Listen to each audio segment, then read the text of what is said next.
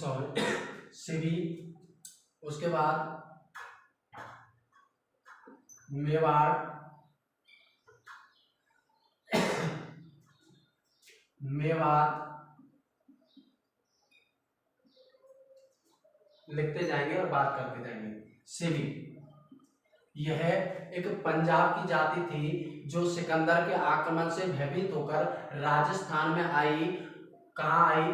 राजस्थान में। और इन्होंने सिवी जनपद पर अपना अधिकार कर लिया। किस जाति ने? सिवी जाति ने। और इन्होंने मध्यमिका को अपनी राजधानी बनाया। मध्यमिका को क्या बनाया था? राजधानी। मध्यमिका को क्या बनाया था?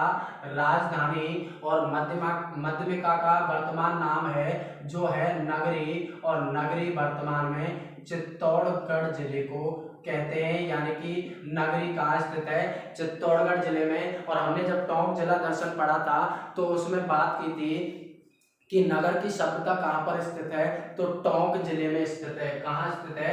टोंक जिले में। तो सिवी के बारे में ये बात हमको याद रखनी है। उसके बाद मेवाड़, मेवाड़ को मेदपाट, मेवाड़ को मेदपाट व प्रागबाट के नाम से भी जाना जाता है।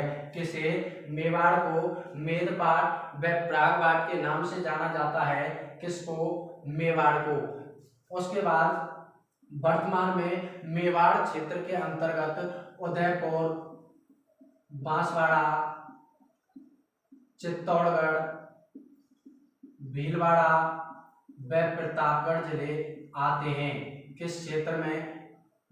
मेवाड़ क्षेत्र में। अगर एक नाम पूछे तो इसमें मेन नाम आता है किसका? उदयपुर जिले का।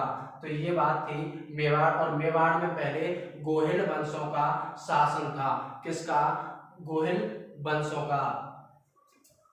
मेवात की बात करें तो वर्तमान अलवर,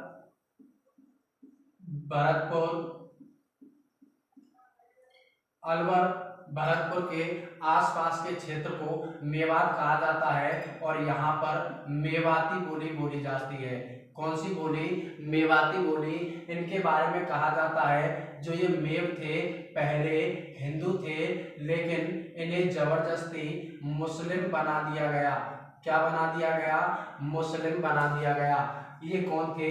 मेव। और हिंदुओं को मुसलमान बनने से किसने बचाया था? तो वो जिलानी माता थी। कौन सी माता थी? जिलानी माता। और जिलानी माता कहाँ है? अलवर जिले में। किस जिले में? अलवर जिले में। भरतरी की तपोस्थली भी कहा जाता है अलवर जिले को। और सरिस्का अभ्यारण्य भी है, वो भी कहाँ है? अलवर जिले में। तो ये बात आपको याद रखनी है। उसके बाद बात करें मारवाड़। मारवाड़ जिसे मरुबार या मरु प्रदेश व धान्व प्रदेश के नाम से भी जाना जाता है। इसके बारे में कहा जाता है कि यहाँ पर विशाल समुद्र था। जब श्री राम जी इसको पार कर रहे थे तो इस सागर ने उन्हें रास्ता नहीं दिया, इसलिए श्री राम ने उस समुद्र पर बाण का प्रयोग किया और उसके बाद वह मरुस्थल में तब्दील हो गया। और आज भी ये दुर्दशा उसी कारण हुई है। इसे मरुबार, मरु प्रदेश या धानु प्रदेश के नाम से जाना जाता है। और वर्तमान जोधपुर, बीकानेर, बाड़मेर व जैसलमेर के आसपास के क्षेत्र को मारवाड़ कहा जाता है। उसके बाद अगर बात करें हम ऊपर माल, तो ऊपर माल भैंसरोडगढ़ व बिजौलिया के आसपास के क्षेत्र को ऊपर माल कहा जाता है। उसके बाद काठल यानी कि किनारा, यानी आच्छादित, यानी कि माही नदी के किनारे के प्रतापगढ़ के भाग को, माही के किनारे प्रतापगढ़ के भाग को काठल कहा जाता है। माही नदी के किनारे प्रतापगढ़ के भाग को क्या कहा जाता है? काठल। उसके बाद बांगड़, बांसवाड़ा और डूंगरपुर, बा से बांसवाड़ा, डे से डूंगरपुर, बांसवाड़ा व डूंगरपुर के आसपास के क्षेत्र को बागड़ कहा जाता है। उसके बाद मेवल, तो बांसवाड़ा व डूंगरपुर के मध्य के भाग को क्या कहा जाता है? मेवल कहा जाता है। उसके बाद भाकर, तो सिरोही की पहाड़ियों को स्थानीय भाषा में क्या कहा जाता है? भाकर। उसके बाद गिरवा, तो उदयपुर के आसपास के क्षेत्र को गिरवा कहा जाता है। उदयपुर के आसपास के क्षेत्र को गिरवा कहा जाता है। उसके बाद गिहिलोट, उदयपुर की स्थापना से पूर्व उदयपुर को गिहिलोत के नाम से जाना जाता था। किसको? उदयपुर की स्थापना से पूर्व उदयपुर के क्षेत्र को, उदयपुर की स्थापना से पूर्व उदयपुर के क्षेत्र को गिहिलोत के नाम से जाना जाता था। उसके बाद तोराबाटी, कांतली नदी के प्रवाह क्षेत्र को, कांतली नदी का उद्गम होता है खंडेला की पहाड़ी सीकर से, और खंडेला सीकर का वर्क का काम प्रसिद्ध है, गोटा का।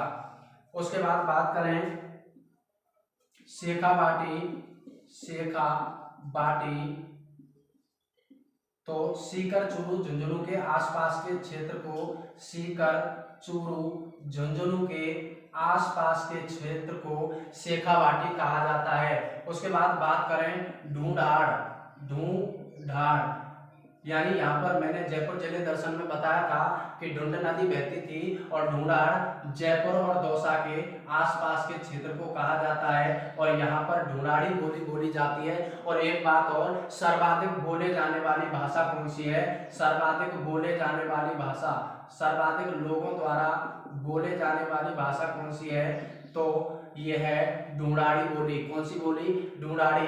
उसके बाद सर्वाधिक क्षेत्र में विस्तृत, यानी मारवाड़ का क्षेत्र ज्यादा है, तो सर्वाधिक क्षेत्रफल पे बोले जाने वाली जो बोली है वो कौन सी है? मारवाड़ी। यानी सर्वाधिक क्षेत्र में बोली जाती है वो है मारवाड़ी, और सर्वाधिक लोगों द्वारा बोली जाती है वो है ढूंढाड़ी। उसके बाद सपाड़, सवाई माधोपुर व करौली का वह क्षेत्र जो एमपी से सीमा बनाता है वो कहलाता है सपाड़ क्षेत्र। कौन सा क्षेत्र? सपाड़ क्षेत्र। उसके बाद राठ या अहीर बाट, और ये है अलवर का वह क्षेत्र जो हरियाणा से सीमा बनाता है वो क्षेत्र क्या कहलाता है? राठ या अहीरवाट। उसके बाद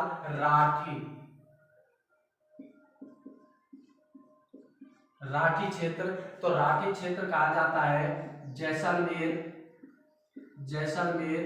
बीकानेर और बाड़मेर के क्षेत्र को, बीकानेर और बाड़मेर के क्षेत्र को राठी कहा जाता है। छप्पन का मैदान,